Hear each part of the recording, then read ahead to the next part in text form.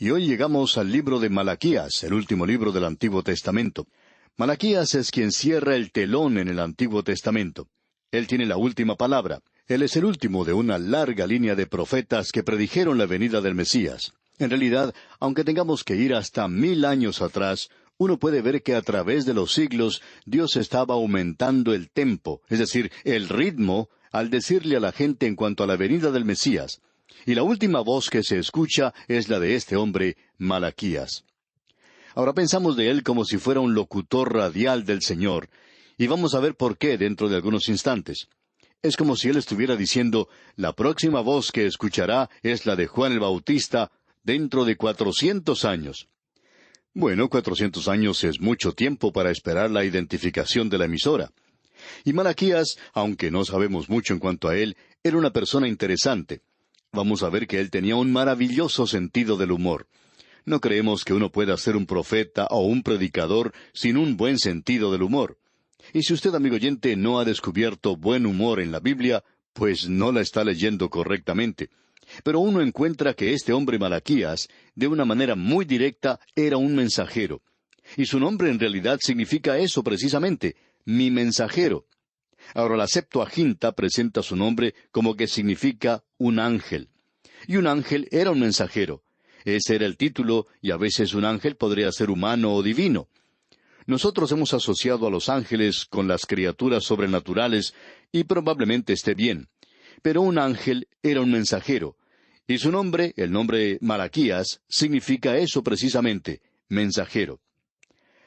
En realidad ha habido algunos padres de la Iglesia que han opinado que él era un ángel, que fue un ángel quien escribió esto. Pero eso no estaría de acuerdo con lo demás, ya que no hay ninguna razón para tomar una posición así. Y por supuesto, en el extremo opuesto, uno tiene la opinión de los críticos de tendencia liberal, y ellos dicen que este libro era originalmente anónimo, que Malaquías no significa mensajero y que ni siquiera era un nombre. Bueno, ellos siempre salen con algo así. Pero no es necesario que vayamos a ocupar una posición tan extrema. Creemos que es muy fácil decir que su nombre era Malaquías. Y tenemos una información muy limitada en cuanto a él, de la misma manera que es limitada en cuanto a los ángeles. Algunos han sugerido que él era un ángel, mientras que otros han opinado que este era un libro anónimo. Bueno, no creemos que haya sido anónimo. Si lo hubiera sido, sería entonces el único libro de la profecía que tenemos que sería anónimo. Y no creemos que Malaquías hubiera querido la excepción de la regla, especialmente siendo que él fue el último que escribió. Ahora, la razón por la cual no sabemos mucho en cuanto a él es que él es un mensajero, el mensajero de Dios con un mensaje. Y francamente hablando, amigo oyente, no necesitamos saber mucho en cuanto al mensajero. En nuestra vida diaria, a veces el mensajero de la compañía de telégrafos llega con un telegrama a eso de la 1 de la mañana, y es un importante mensaje para usted. Y cuando usted va a la puerta, no le pregunta al mensajero quiénes han sido sus antepasados y cómo llegaron al país. A uno no le interesa mucho en cuanto al mensajero. No le interesa cómo llegó su familia al país, y eso es así especialmente si él viene a la 1 de la mañana. Uno no está interesado en eso. La realidad es que ni siquiera le pregunta el nombre. Lo importante es el mensaje que él trajo. Bueno, Malaquías era sencillamente este mensajero, y no tenemos su nombre. En realidad, el Espíritu de Dios usa ese mismo método allá en el Evangelio según San Marcos. Usted se ha dado cuenta que los 4 evangelios presentan a Cristo de una forma diferente. Mateo lo presenta como rey. Pero si Él es el rey, entonces tiene que ser del linaje de David. Y es así como comienza el Evangelio de Mateo, el libro de las generaciones de Jesucristo, hijo de David. Eso es lo importante, que Él sea el hijo de David, porque le está presentando a Él como el rey. Pero cuando uno llega al Evangelio de Marcos, que le presenta como el siervo de Dios, entonces a uno no le preocupa, por lo menos no le preocupa a Marcos, el presentar su genealogía. Por lo menos no está allí. Lo importante en cuanto a un siervo es si puede hacer su trabajo. Eso es lo que él quiere de cualquiera que viene a un lugar a servirle. ¿Puede esa persona hacer el trabajo? Y Marcos sabe que el Señor Jesucristo puede hacer ese trabajo. Y así fue como sucedió. Así es que, aquí en Malaquías, encontramos que se utiliza el mismo método. Ahora existen diferentes opiniones en cuanto a la fecha en que él escribió. En nuestras notas necesitamos hacer una corrección. No sabemos cómo se cometió ese error, pero allí dice que fue en el año 297 antes de Cristo. Bueno, la fecha correcta debe ser el año 397 antes de Cristo. Y probablemente hemos dado una fecha posterior. Ahora, los eruditos conservadores opinan que él vino en la última parte del siglo V, y eso sería cerca del año 397, pero quizá mucho más temprano, o por lo menos más temprano que eso. Lo importante es que Malaquías era el profeta en la época de Nehemías, como Ageo y Zacarías fueron los profetas en la época de Esdras y Zorobabel y Josué.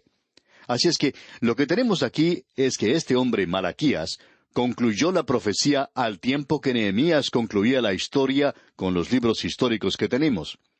Y él probablemente profetizó durante el tiempo de la gobernación de Nehemías o inmediatamente después. Él vivió en este tiempo en particular. Ahora dijimos que él era un mensajero, y lo importante de esto es el mensaje. Queremos decir algo en cuanto a esto antes de entrar en este estudio. Él mismo utiliza esta expresión de mensajero 3 veces en este libro. Y él hace 3 referencias tremendas y significativas a otros mensajes.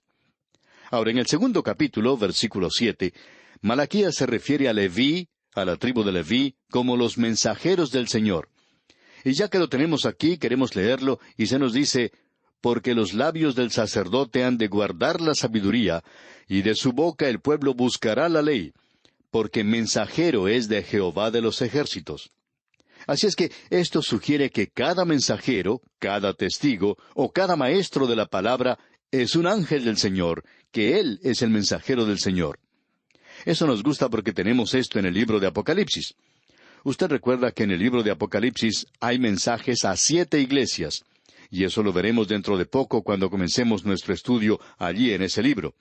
Y están dirigidos a las iglesias.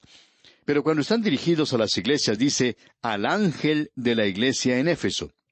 Así es que creemos que es el mensajero de la iglesia, no algo divino, sino un mensajero humano, al pastor. El autor de estos estudios bíblicos, el Dr. J. Vernon McGee, decía que habiendo sido pastor por mucho tiempo, a él le gustaba esa idea de llamar al pastor un ángel. Y ya que se le ha llamado por muchos otros nombres, no sabemos por qué no se le puede incluir también el de ángel. Pero esta es una referencia muy destacada a la que encontramos aquí en Malaquías. Luego, él anunció la venida de Juan el Bautista como mi mensajero. En el capítulo 3, versículo 1 leemos, He aquí yo envío mi mensajero, el cual preparará el camino delante de mí. Y vendrá súbitamente a su templo el Señor, a quien vosotros buscáis, y el ángel del pacto. Hay un tercer mensajero, y es una referencia a Cristo como el mensajero del pacto. Usted puede apreciar entonces, amigo oyente, que el ángel del Señor en el Antiguo Testamento era, por cierto, el Cristo preencarnado. Ahora quisiéramos que usted note algo que hace de Malaquías uno de los libros favoritos para nosotros en la Biblia. Bueno, tenemos otros 65 libros favoritos en la Biblia, pero Malaquías tiene un maravilloso sentido del humor. Y él tenía que tratar con un grupo de gente en aquel día, y él adoptó un método que en realidad es un método de preguntas y respuestas. Y lo primero que él hacía era citar una declaración, una pregunta que Dios había hecho a Israel. Y luego él daba esta pequeña respuesta que en cada caso era un sarcasmo sofisticado. Era algo arrogante y presuntuoso y a veces hasta insultante. Vamos a ver esto cuando entremos a analizar el texto que tenemos ante nosotros. Y creemos que él tiene unas buenas respuestas de parte del Señor. Y ya que son las respuestas del Señor, el Señor tiene un buen sentido del humor. Y esperamos que usted, amigo oyente, pueda disfrutar de este libro porque es un gran libro. Ahora vamos a ver lo que él nos dice aquí al comenzar el capítulo 1, versículo 1. Profecía de la palabra de Jehová contra Israel por medio de Malaquías. Esto es, por mi mensajero, por medio de mi mensajero. Él es el mensajero que trae el último mensaje de parte de Dios a esta gente. Ahora debemos decir que él va a tratar con los mismos problemas con que trató Nehemías, lo que nos revela que él está hablando en aquel día en particular. Uno de estos es en cuanto a los pecados del sacerdocio. Luego tenemos el casamiento con personas extranjeras, junto con el divorcio de sus mujeres de los israelitas. Y amigo oyente, Dios va a hablar de manera muy dura en cuanto a esto. Y nosotros vamos a tomar el tema del divorcio cuando lleguemos allí. Hay muchas cartas de personas que quieren que nosotros hablemos en cuanto a esto. Bueno, nosotros no tomamos temas de esa manera. Tomamos lo que se nos presenta en la palabra de Dios. Si Dios habla en cuanto a esto, entonces nosotros también hablaremos en cuanto a esto. Así es que el divorcio se presenta aquí, y hablaremos en cuanto a eso, y no vamos a hacernos a un lado, estamos seguros de eso. Luego, la tercera cosa que veremos es que la gente estaba demostrando negligencia en cuanto al diezmo en sus ofrendas. Y amigo oyente, a usted no le va a gustar lo que Dios tiene que decir en cuanto a aquellos que, como usted sabe, estaban engañando a los demás en cuanto a lo que estaban dando para el Señor. Quizá usted no debería sintonizarnos cuando tomemos ese tema, y ya le vamos a decir cuando estemos hablando de esto, porque quizá usted no querrá escuchar esa porción en particular. Ahora, aquí tenemos entonces esa idea de que nos va a presentar una carga o acusación. Una carga o acusación es un juicio, como ya hemos visto, un juicio de parte de Dios. Y aquí tendremos una reprensión dura y severa de parte de Dios. Él se está dirigiendo aquí, y queremos que usted note esto, Él se está dirigiendo aquí a Israel, es decir, a las 12 tribus. Es interesante notar que estas tribus nunca se perdieron como algunos piensan. Parece que se hubieran perdido para algunas personas hoy, pero nunca han estado perdidas en ningún sentido en la palabra de Dios. Bien, comencemos con el versículo 1 de este capítulo 1 de Malaquías. Profecía de la palabra de Jehová contra Israel por medio de Malaquías. Contra Israel. Todas las 12 tribus están incluidas aquí. Había quizá un remanente nada más de cada tribu, muy pocos de cada una, pero Dios se dirige a cada una de ellas, y nosotros creemos honradamente que de aquí salió a los demás que no habían regresado, porque había comunicación de unos a otros, y el libro de Nehemías nos revela eso. Probablemente había mensajeros que iban de un lugar a otro en la cautividad, al lugar donde ellos habían estado en esclavitud, y luego regresaban a Israel. Así es que vamos a ver que este mensaje aparentemente salió a todas las 12 tribus. Luego vemos que en el versículo 2 comienza hablando de una forma realmente maravillosa. Yo os he amado, dice Jehová. Esta es una forma maravillosa de comenzar. Ahora, ¿cómo piensa usted que responderá esta gente a esta expresión? Recuerde, amigo oyente, que ellos han regresado, y eso ocurrió en la época de Nehemías, aunque estaban un poco desanimados por haber reedificado los muros de Jerusalén, y bajo Nehemías ellos construyeron otra vez esos muros, y parece que hubiera cierta prosperidad. Y luego ellos están pasando por una forma nada más de adoración en este templo reedificado. Ellos están solamente llevando a cabo ciertos ritos. Y superficialmente todo parecía andar bien. Pero, amigo oyente, debemos decirle que eran grupos sarcásticos, sofisticados, y Dios les dice, yo os he amado, dice Jehová. Y escuche usted lo que dice esta gente. Y dijisteis, ¿en qué nos amaste? ¿Cómo le parece, amigo oyente? ¿Puede usted imaginarse que esta gente tuviera la audacia de hablarle a Dios de esa manera? ¿En qué nos amaste? No estamos seguros, pero quizá haya personas que hablen de la misma manera en la iglesia, que hagan la misma pregunta. Dicen, mire lo que nos está sucediendo hoy. ¿Cómo pueden decir ustedes que Dios nos ama? Bueno, Dios le presentó a esta gente claramente desde el principio que Él les amaba. Y es interesante notar que hay que recorrer la Biblia por un buen trecho, antes de que se pueda ver donde Dios le dice a alguna persona que la ama. Pero si usted va al libro de Deuteronomio, y para entonces ya ha pasado con Moisés, y ha llegado al desierto, y ha estado allí por 40 años, y sería muy difícil hacerle creer a alguna persona que Dios les ama. Pero en el capítulo 10 de Deuteronomio, versículo 15, podemos ver lo que Él les dice a ellos. Solamente de tus padres se agradó Jehová para amarlos. Dios no había estado diciendo eso. Usted tiene que pasar a través de la época del diluvio y aún después de eso. Dios nunca le dijo a nadie, nunca le dijo a Abraham que le amaba, pero Él le amaba. Lo que queremos señalar, amigo oyente, es que Dios no tenía ningún apuro en dejar que la humanidad se enterara de que Él la amaba. Pero aquí dice, solamente de tus padres se agradó Jehová para amarlos, y escogió su descendencia después de ellos, a vosotros, de entre todos los pueblos, como en este día.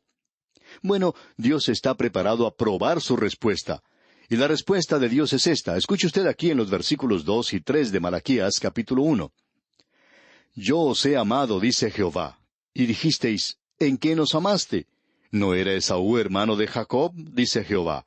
Y amé a Jacob y a Esaú aborrecí, y convertí sus montes en desolación, y abandoné su heredad para los chacales del desierto.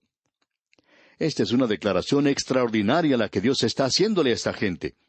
Ellos estaban haciéndole preguntas, ellos estaban dudando del amor de Dios.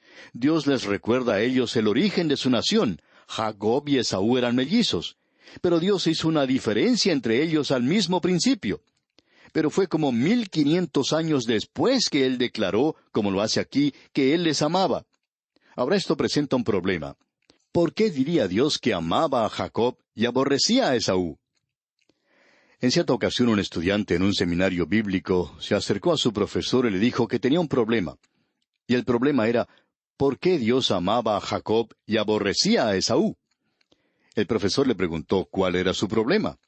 Bueno, le dijo el estudiante, ¿por qué dice que aborreció a Esaú?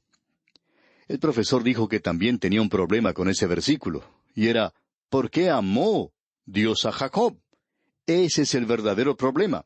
Y amigo oyente, ese es el verdadero problema. ¿Por qué Dios dice que Él amó a esta gente? Pero debemos comprender una cosa. Dios nunca había dicho esto, sino hasta cuando Jacob y Esaú llegaron a ser dos grandes naciones y tuvieron una larga historia, y Esaú con su vida y la nación que le seguía también demostraron lo que era. Pero aquí tenemos a esta gente, aunque eran desobedientes a Dios, un remanente siempre se volvía a Él. Y Dios dice allá en la epístola a los Romanos capítulo 9, versículo 13, como está escrito, a Jacob amé y a Esaú aborrecí. Quiere decir que aunque esta nación había fracasado, ninguno de ellos merecía el amor de Dios, aún así había ese remanente que se volvía a Dios, y Dios por tanto decía que amaba a Jacob. Dios conocía lo que había en su corazón, sabía que había un deseo en el corazón de este hombre por él. Pero Esaú no tenía ese deseo.